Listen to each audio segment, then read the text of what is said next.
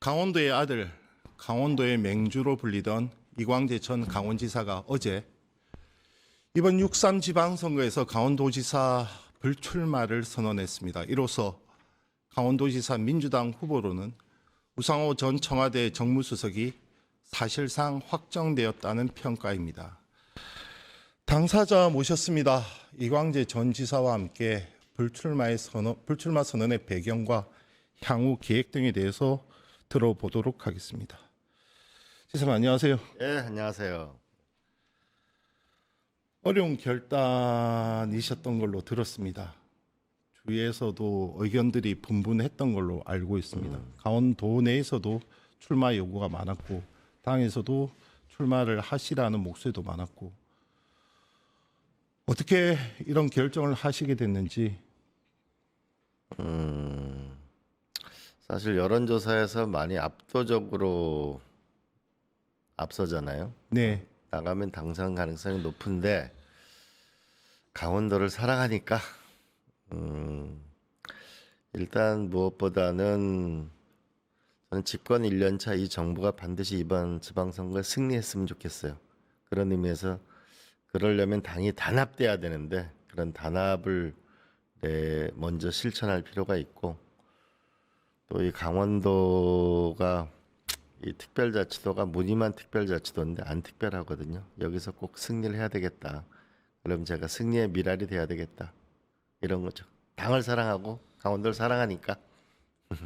지방선거에서의 강원도에서 승리를 만약에 그것만을 염두에 두셨다면 지금 나오는 여론조사 지표상으로는 확실한 오히려 필승 카드는 이광재라는 말이 많았는데 1위 후보가 지금 물러섰단 말이에요. 그러면 이 승리가 필승으로 이어지느냐, 거기에 대한 의문이나 의심의 목소리도 있는 것이 불안이죠. 불안이 있는 것이 사실인데 그 부분에 대해서 어떻게 정리하셨습니까? 많은 분들이 결국은 당선 가능성이 높은 제가 나가야 되는 거 아니냐.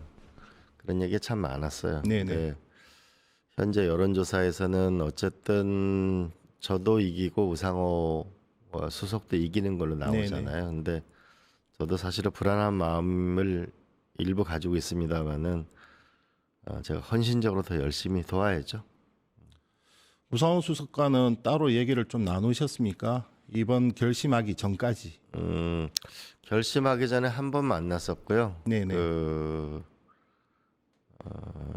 이번에 결심하기는 그건 안 만났어요. 그러니까 결심하고 나서 한 아침 11시에 제가 기자분들에게 말씀드리기 전에 한 10시 정도에 잠시 그냥 말씀드렸어요. 이렇게 결심했다고. 굉장히 놀라시는 것 같더라고요. 그러면 원래 출마하실 걸로 우상호 수석은 예상을 하셨나요? 저도 사실 준비를 다 했었어요. 네네. 준비를 다 해놓고 경선 준비도 다 해놨고 다 해놨는데 이해찬 총리 연결식 과정에 거의 매일 들렀거든요. 근데 그분들도 대체로 다 저보고 출마하라는 쪽이 많더라고요. 네네. 그런데 과연 이게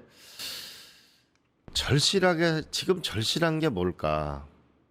무엇이 지금 제일 중요할까? 이런 생각을 하면서 이 정부의 성공이 제일 중요하고 그리고 또 사람도 중요하잖아요. 또 많은 전직 의장님들이 모이셔가지고 야, 우상호하고 암만 정치판이 그렇지만 우상호하고 이광재가 경선한다는 건 마음 아프다. 이런 분들도 계시더라고요. 그래서 강원도도 사랑하고 사람도 소중하고 그 노무현 대통령이 이해찬 총리의 공천을 받게 해주려고 김대중 네네. 총재가 네. 공천을 안 주려고 했을 때 정말 각고의 노력을 했거든요. 그리고 대통령이 되시고 나서 자기 라이벌들을 전부 다 장관을 시켰거든요. 네네. 사람이 소중하니까 그런 결단을 내렸죠. 물론 이제 두 분이 경선을 하게 되면 모양새에 대해서 걱정하는 분들이 솔직히 많았던 건 사실입니다. 그 연세대 같은 운동권 선후배시고 그리고 또 함께한 시간들이 있는데 그럼에도 불구하고 경선 후유증이 남더라도 좀 더 나은 카드를 위해서 그래도 두 분이서 경선을 하고 그 시너지를 몰아서 강원도를 다시 되찾아야 된다. 이런 목소리에 대해서는 좀 어떻게 보셨어요? 근데 나의 권력 의지가 있고 여의도 정치의 제 문법을 거꾸로 가는 건데 나의 권력 의지가 있고 우리의 권력 의지가 있는데 저는 우리의 권력 의지가 더 중요하다고 생각합니다. 만약 강원도 같은 굉장히 어려운 곳에서 저는 그곳에 표가 더 많다고 봐야 되잖아요. 네, 그러면 거기서 경선이 일어나게 되는 거는 제가 볼 때는 강원도에서는 엄청난 분열을 가져올 겁니다. 오히려 플러스가 안 될 가능성이 저는 많다고 보고요. 그리고 이 강원도가 더 성장해 나가기 위해서는 그 혼자 가는 길보다는 함께 가는 길을 선택하는 우리의 권력 의지가 더 중요하다고 생각해요. 현 김진태 지사에 대한 강원도민들의 여론은 좀 어떻습니까? 지금 여론조사를 보면은 대략 강원도 특별자치도는 제가 1등 공신이라고 볼 수 있는데요. 제일 먼저 네. 그러니까 사실 제가 국회의원인데 저보고 이제 당시 우상호 선배, 뭐 우리 윤호중 장관, 김성환 장관, 뭐 우리 한병도 원내대표 전부 다 저보고 이제 강원도 도지사 나가라고 그 요청을 받았을 때 그때 대통령 선거 한 달 뒤거든요. 정당 지지도가 마이너스 20%로 민주당이 열악할 때예요.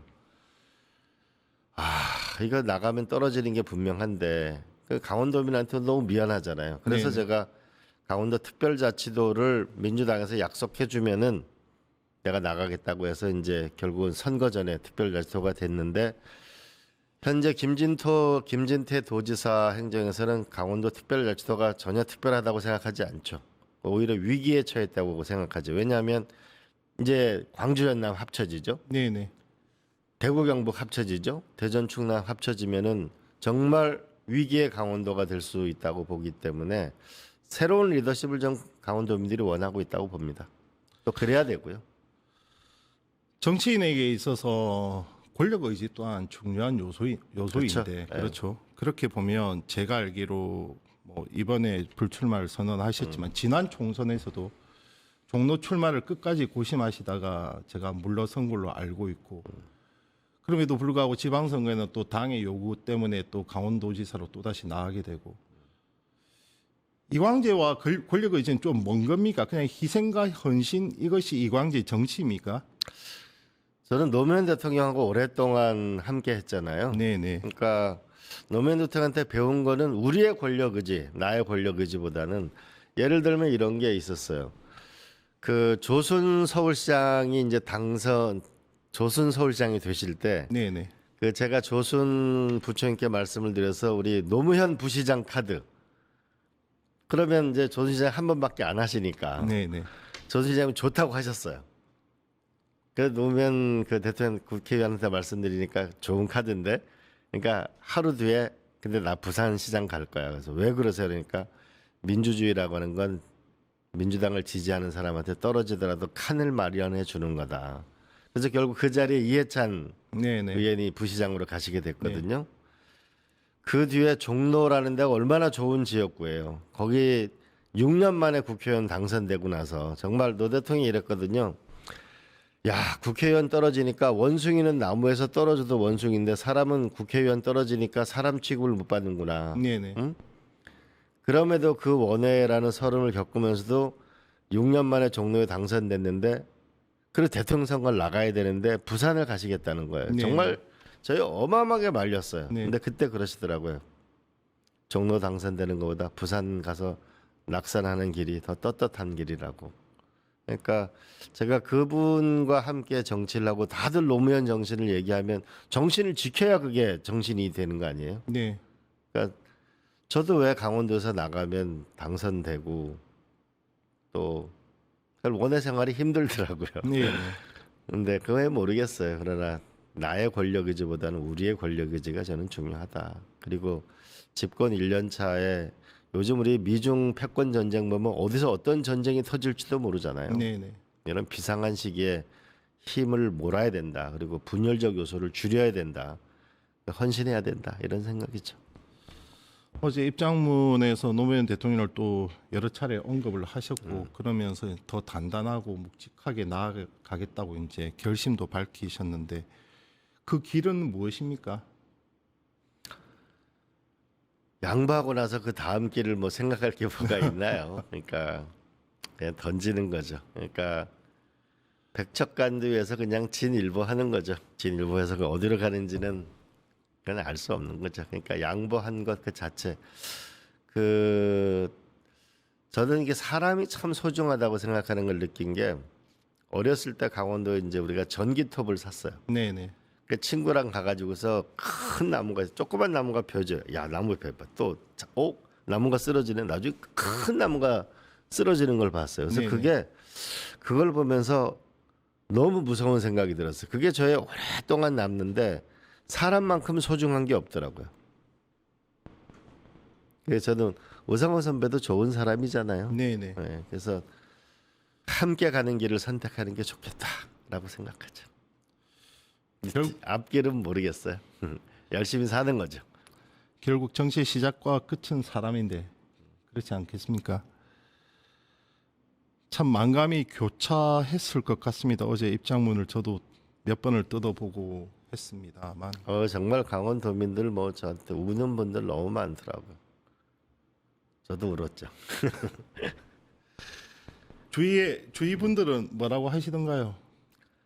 당연히 뭐 경선 나가자는 게 압도적이고 이해찬 총리 주변에 있는 분들도 뭐 이치범 전 장관님이나 뭐 가까운 분들도 어쩔 수 없다 경선해라 이런 분들이 많더라고요.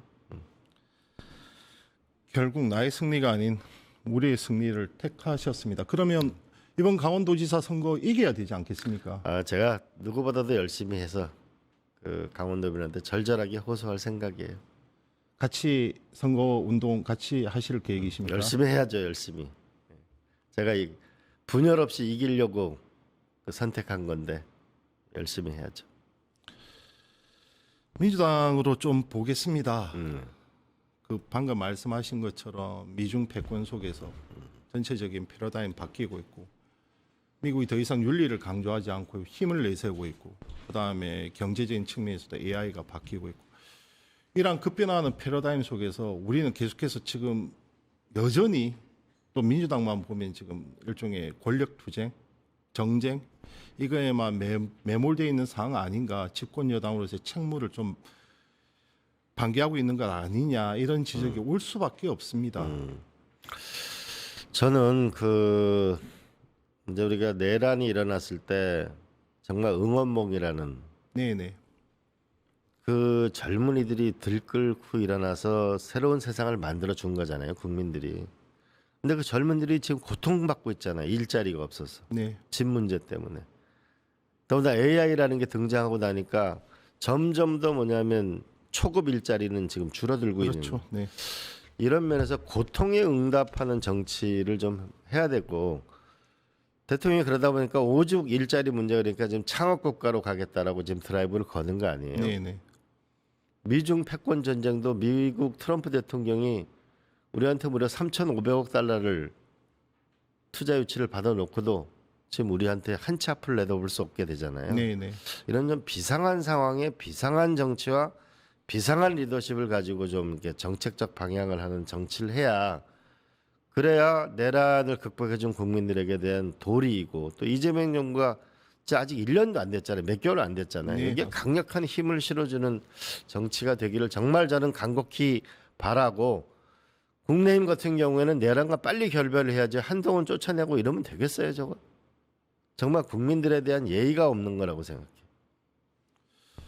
국민의힘도 좀 오롯한 보수로 서고 또 민주당도 지금 이 비상한 시기에 비상한 정책적 마인드를 가지고 접근을 해야 되는데 당장 뭐 이제 이해찬 전 총리 애도 기간이 끝나자마자 지금 어제부터 터져 나온 것들이 또 조국 혁신당 합당 제안에 대한 불협화음들이 터져 나오고 있고 이걸 보는 대통령과 정부뿐만 아니라 국민들의 참 시선이 싸늘할 수밖에 없습니다. 방금 말씀하신 것처럼 각종 지표는 나아지고 있다고 하지만 민생 경제는 여전히 어렵습니다. 그렇죠. 지금 이제 그나마 국민들이 희망을 갖는 거는 이제 코스피가 5천을 넘어가고 코스닥이 1,000을 넘어가는데 결국 이 코스닥이 3,000을 넘어가야 되거든요. 그래야 결국은 이게 중소벤처가 살아야 일자리가 생기고 젊은이들의 새로운 동력이 생기는 건데 아쉬워요. 그러니까 합당 논의를 하더라도 그러니까 투트랙으로 해서 그 물밑에서 할 걸 물밑에서 하고 네. 왜 합당을 하느냐라고 하면 이재명 대통령은 기본사회위원회를 지금 대통령이 직속으로 두고 있고 네네. 조국 대표도 기본사회권이라는 걸 한다면서요. 네. 그럼 결국은 일자리, 집, 보육, 교육, 의료, 노후연금 이거 미중 패권 전쟁이 어떻게 살아남을 건가? 뭐 이런 정책적인 국민적인 아젠다를 가지고 정책적인 합의를 만들어 나가는 게 국민들의 지지를 받지 않을까요? 거기서 지분 논쟁 이런 걸 해봐야 그게 국민들이 볼 때 난 불쾌할 거라고 생각해. 네. 노무현 대통령 누구보다 잘 아시지 않습니까? 노무현 대통령이 남긴 정치적 유산, 의제, 그 중에서 민주당이 지금 다시 상기해야 할 주제, 의제나 정치적 유산 또는 우리가 흔히 말하는 노무현 정신이 있다면 무엇이라고 보십니까? 저는 노무현 대통령은 일종의 그 혁신가잖아요. 혁신가, 기술 혁신, 이지원 시스템도 만들고 네네네. 이공계 출신들을 장차관을 30% 이상 하려고 했고 본인이 고시 공부할 때 독서대도 특허를 내고 노 대통령이 저희한테 뭐냐면 국회의원 중에 최초로 저희한테 굉장히 비싼 컴퓨터를 사줬어요.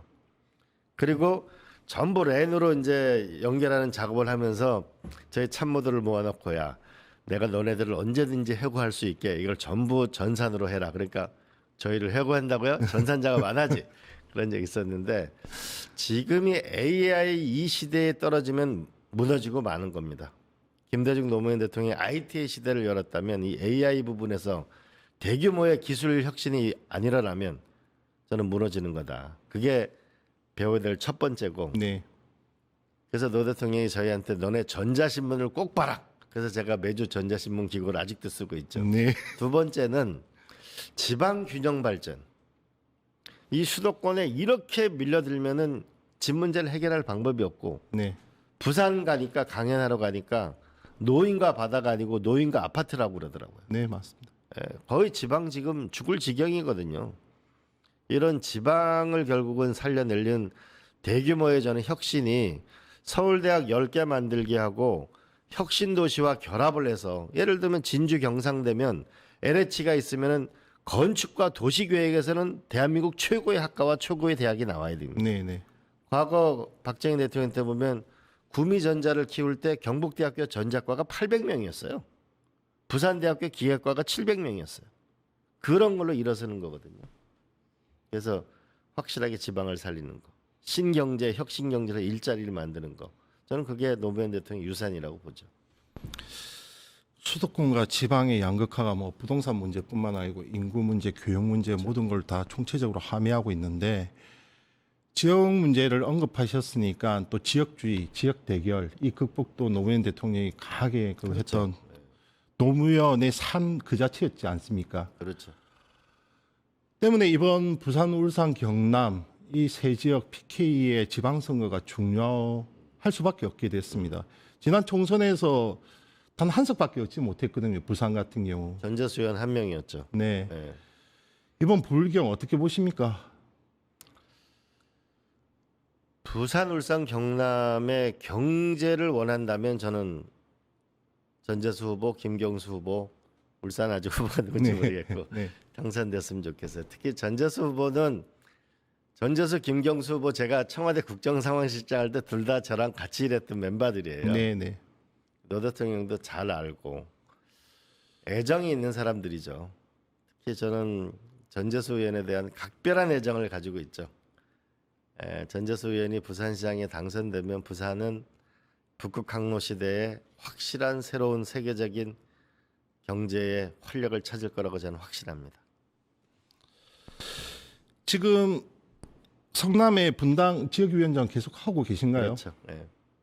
그러면 다음 총선도 그쪽에서 출마하신다고 봐야 되나요? 지금 열심히 하고 있죠. 열심히 하고 있고 이번 지방선거에 어쨌든 부산, 강원도, 경기도 이 세 군데서 열심히 해야죠. 왜 그렇게 험지만 쫓아서 가십니까? 글쎄요. 그 당의 요청이 있었으니까 저한테도 뭐 좋은 날이 오겠죠. 그리고 이제 그 지난번 그 도지사 선거 이제 국회의원직을 버리고 나갈 때 떨어지는 게 분명하거든요. 네네. 근데 송기현 국회의원이 막 우시더라고. 술 먹고 저보다 고등학교 한 해 위거든요. 야 정치권 의리 없는 데다 너 혼자 떨어지고 너 혼자 힘들어질 거야 라고 하는데 실제로 정치권이 의리도 없고 그런 측면이 있죠. 그러나 또 자기 길을 가는 사람도 있고 여의도의 문법을 거꾸로 가는 사람도 있고 이 험악하고 어떻게 보면 정글 같은 이 정치의 시대에 저처럼 멋있는 남자도 있는 것도 방법 아니에요? 불출마 선언 내려놓고 나니까 마음이 좀 편안해지셨습니까? 어떻습니까? 저는 마음은 좀 그 결심하기까지가 어렵지만 마음이 편해지긴 한데 강원도민들이나 저를 도와했던 분들의 이렇게 눈물의 문자가 아직도 계속 오니까 그것 때문에 힘들어요. 그래서 오늘 제가 사실은 출마 준비를 하면서 썼던 강원도민들에게 보내는 강원도를 사랑하는 이광재가 드리는 편지를 아마 A4용지 수십 장 정도 되는 거를 오늘 전체 발송을 하려고 합니다. 우리가 어떤 계획을 가지고 강원도가 도전을 하면 미래를 열 수 있는지, 왜 변방의 시대를 끝내고 대한민국 중심이 되려면 무엇을 해야 하는지 오늘 수십 장의 A4 용지를 오늘 강원도민들에게 편지를 오늘 발송해요. 눈시울이 붉습니다. 어제 소주 한잔 하셨습니까? 아니 그러진 않았어요. 가족들은 뭐라고 하던가요?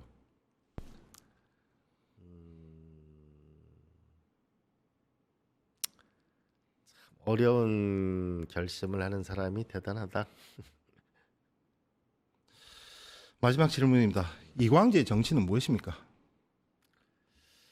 저는 노무현 대통령이 못다 이룬 꿈을 이루는 건데요. 하나는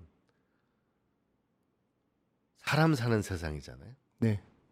사람이 사람답게 살았으면 좋겠어요. 돈이 물질이 인간의 영혼을 갉아먹지 않는 세상. 좀 사는 게 안 이쁘고 더러운 걸 안 보고 좀 당당한 세상.